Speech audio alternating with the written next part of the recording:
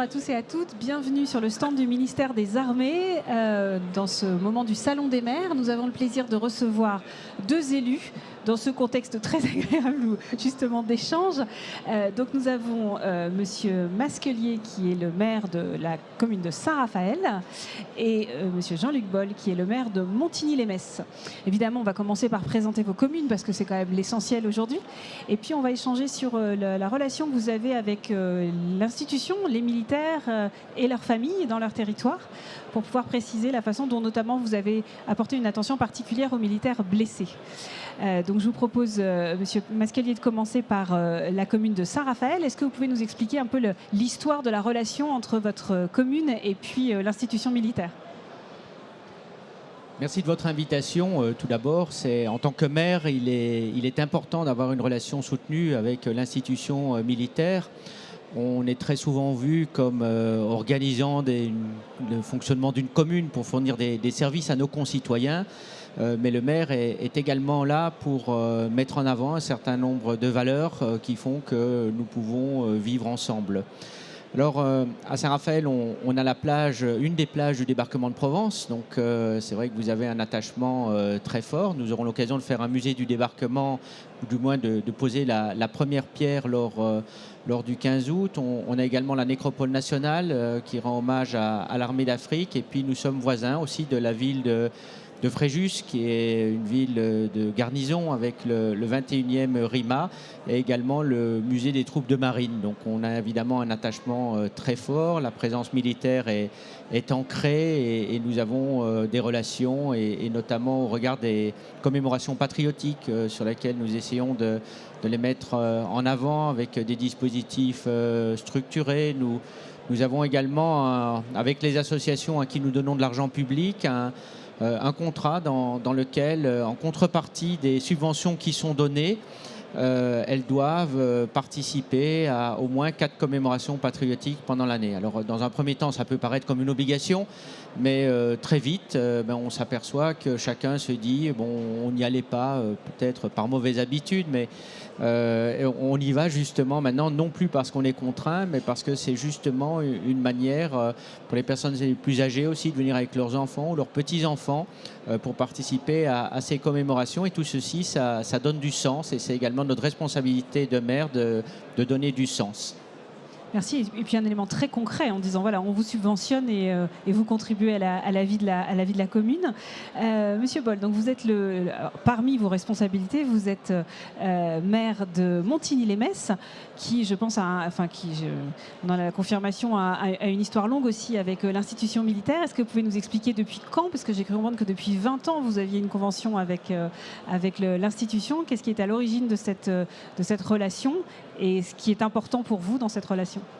Merci pour l'invitation également. Je suis heureux de partager le micro avec le maire de Saint-Raphaël. On est un peu moins touristique, mais néanmoins, nous partageons les mêmes préoccupations et en tout cas les mêmes orientations s'agissant notamment de la dimension patriotique et puis également du lien avec les armées. À Montigny-lès-Metz, c'est une vieille affaire parce que nous avions, c'est une garnison qui est très ancienne, Metz et Montigny-lès-Metz. De la fin du 19e siècle jusqu'à évidemment aujourd'hui. Nous avons notamment donc sur notre ville un site qui s'appelait le quartier Élysée, dans lequel le général de Gaulle, qui était alors colonel, a œuvré de 1937 à 1939, juste avant de partir à Londres. Et puis après, ils sont venus chez lui pour le débarquement et puis ailleurs. Donc voilà, on connaît ce destin et donc il nous appartient aujourd'hui évidemment de maintenir cet espace de mémoire et nous avons inauguré la semaine dernière un espace mémoriel qui retrace la présence du colonel de Gaulle dans notre ville. Et donc depuis que moi-même je suis maire, c'est-à-dire 22 ans, j'ai eu à cœur durant toutes ces années de créer un lien, car il était évident que s'agissant de la présence très forte de l'armée de l'air, mais aussi avec la BA-128 qui était pas loin et donc avec une unité sur notre ville, mais également avec l'armée de terre. Et donc nous avons signé, j'étais le premier maire en France à signer une convention civilo-militaire avec le gouverneur de l'époque, qui s'appelait général Patois, et qui essaie de définir, on va dire, un modus vivendi entre l'institution militaire et une collectivité territoriale. Et plus récemment, vous avez accueilli un régiment du SMV, j'ai bien compris. Absolument. Donc, lors des diverses restructurations militaires, et notamment du livre blanc de la défense de 2008, nous avons été fortement impactés, avec notamment la disparition de la BA 128, mais également d'un certain nombre d'unités sur ma commune en particulier. Et donc, parmi toutes ces réflexions, et donc dans le cadre du contrat de revitalisation des sites de défense, nous avons eu cette opportunité de pouvoir accueillir le premier régiment du service militaire volontaire, qui consiste évidemment, comme son nom l'indique, c'est basé sur le volontariat, à intégrer donc dans la vie militaire, dans le système militaire, des jeunes en décrochage, et ainsi leur apporter une forme de réinsertion dans notre société grâce à l'institution militaire. Alors, ce n'est pas le service militaire, ce n'est pas non plus le service civique, mais c'est quelque chose qui évidemment s'imprégné de ce qui se faisait en Outre-mer et que nous avons réussi, je pense, aujourd'hui à intégrer dans la métropole, avec vraiment de belles réinsertions dans la vie de notre société, ce qui prouve aussi l'attachement de l'armée par rapport au fait qu'il faille avoir ces liens très forts. Monsieur Masquelier, vous avez une attention particulière aussi à l'ancrage des militaires et de leurs familles dans votre commune, notamment à travers le recrutement. Alors, de militaires, de conjoints de militaires blessés. Évidemment, je suis particulièrement intéressée parce qu'en tant que directrice de l'agence des reconversions du ministère de la Défense, donc c'est nous qui accompagnons les militaires dans la perspective de leur deuxième carrière, mais également leurs conjoints, puisque le soutien, les forces morales et la prise en compte des suggestions particulières de l'État militaire sont un sujet de grande attention pour le ministère dans le cadre du plan famille. Et donc, vous recrutez des militaires blessés, des conjoints de militaires. Est-ce que vous pouvez nous expliquer en tant que recruteur, mais également en tant qu'élu, puisque c'est important pour les valeurs, comment vous y prenez et ce qui est important pour vous? Alors oui, il y a plusieurs situations à distinguer entre ceux qui ont été blessés et qui rentrent au sein des services de la ville de Saint-Raphaël ou de l'agglomération, avec des dispositifs d'accompagnement spécifiques, des périodes d'immersion et de transition. Et puis je dirais dans le cadre également d'une politique globale qu'on a mis pour aider aussi le handicap, dans la mesure où c'est un devoir aussi des collectivités locales, et on ne peut pas se contenter simplement de respecter les ratios légaux, mais on a la capacité aussi de pouvoir aller bien au-delà. Donc il est entendu que pour les blessés, et d'ailleurs nous avons eu l'occasion d'en accueillir 2, donc avec cette période d'immersion, en les considérant comme des agents comme les autres, parce que c'est justement à viser l'indifférence et pas la différence dans ce cas tout particulier, et ce n'est pas parce qu'ils ont été blessés que les valeurs ont disparu.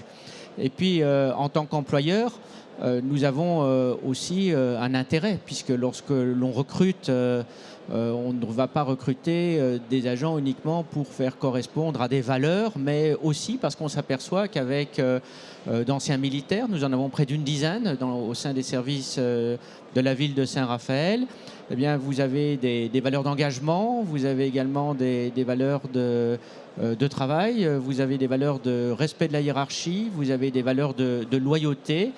Et je dois dire que nous sommes totalement satisfaits des embauches que nous avons pu faire aussi dans tous les services de la ville, évidemment en fonction des compétences de chacun. Et en ce qui concerne les conjoints, on est ressorti d'une discussion que j'avais pu avoir avec le chef de corps du 21e RIMA. Donc on évoquait tous les partenariats, et il m'a fait part d'une attention particulière qui fallait avoir notamment pour les épouses, puisque le 21e RIMA est appelé aussi à se projeter à l'étranger avec des départs pendant des périodes assez longues, et la tranquillité aussi du militaire qui va à l'engagement, et dans le cas particulier c'était notamment au Sahel, donc avec des contacts et des risques réels. C'était bien entendu de se dire que sa famille était apaisée et que tout se passait bien. Et donc, nous avons justement engagé des discussions pour pouvoir bénéficier aussi des compétences des épouses, qui ne sont pas seulement des épouses d'ailleurs, on tient bien à le préciser, ce ne sont pas leur seule qualité, mais également elles ont des diplômes ou elles ont des parcours professionnels qui sont tout à fait intéressants. Elles ont parfois la difficulté de l'ancrage que peuvent avoir l'épouse qui accompagne son mari militaire, c'est de ne pas rester très longtemps aussi dans un même endroit. Et donc c'est vrai que ce sont des ruptures et des cassures de carrière. Et nous avons l'occasion aussi de pouvoir les intégrer dans le cadre de nos services. Et là encore, c'est un bénéfice pour la collectivité. C'est une plus-value parce que c'est un apport de compétences.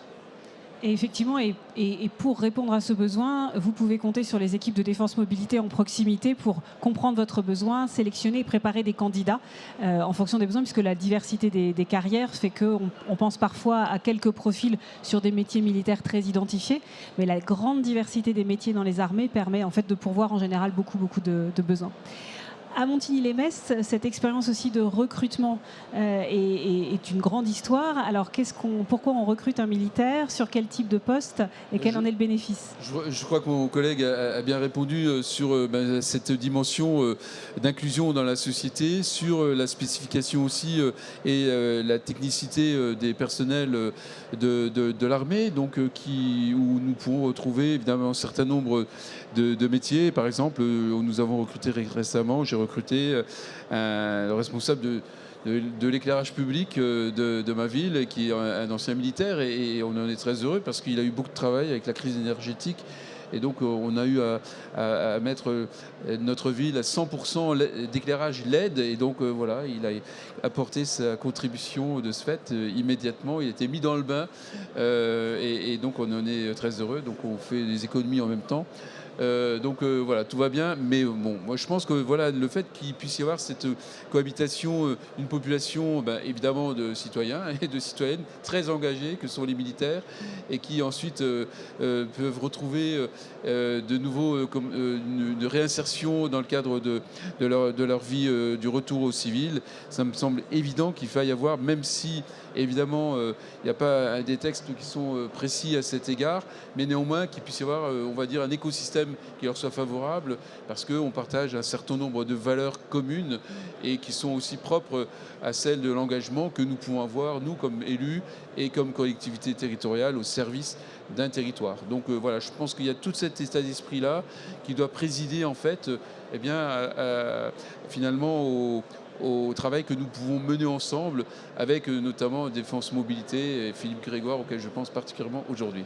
On a une pensée particulière pour notamment le pôle nord-est qui est aux côtés des élus. Donc effectivement, le message à faire passer, c'est que quand on veut s'engager dans cette voie de l'insertion professionnelle des militaires blessés et des militaires conjoints, vous avez un allié qui est Défense Mobilité, qui offre notamment aux élus et prioritairement d'ailleurs à la fonction publique des solutions de recrutement, à la fois pour identifier vos besoins, identifier des profils et puis vous aider à recruter sous statut de fonctionnaire, sous statut contractuel et puis au titre des emplois réservés, qui est un dispositif de solidarité nationale qui est particulièrement utilisé pour les militaires blessés ou pensionnés et qui permet aussi de répondre à l'obligation d'emploi des collectivités, même si vous l'aviez dit, monsieur le maire, ce n'est qu'un chiffre et on peut aller bien au-delà, évidemment.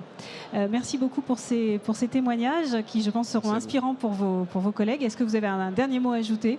Non, je crois qu'on a à peu près tout dit, et qu'il ne faut pas hésiter aussi à avoir des candidatures spontanées, dans la mesure où nos services des ressources humaines sont également attentifs par rapport à ces parcours qui sont totalement compatibles avec ce qui est recherché aussi dans la fonction publique territoriale. Donc il y a bien entendu les partenariats institutionnels que nous pouvons avoir, mais la candidature spontanée, il faut aussi qu'elle puisse être envoyée. Très bien. Merci. Moi, je voudrais féliciter l'institution militaire qui a su prendre le virage de la modernité et de l'innovation, d'une part, et puis dire que, avec tout cela, les Françaises et les Français aiment leur armée et sont proches de leur armée. Et je crois que voilà, le fait qu'il puisse y avoir ces interactions ces porosités et que nous puissions ouvrir nos places et lieux publics pour faire des cérémonies, des commémorations dans lesquelles nous avons des piquets d'honneur et autres, eh bien ça réinterroge et réinterpelle toujours et ça reconnecte toujours eh bien, nos concitoyennes et nos concitoyens sur des choses essentielles qui sont les valeurs de notre République. Merci beaucoup, merci à tous.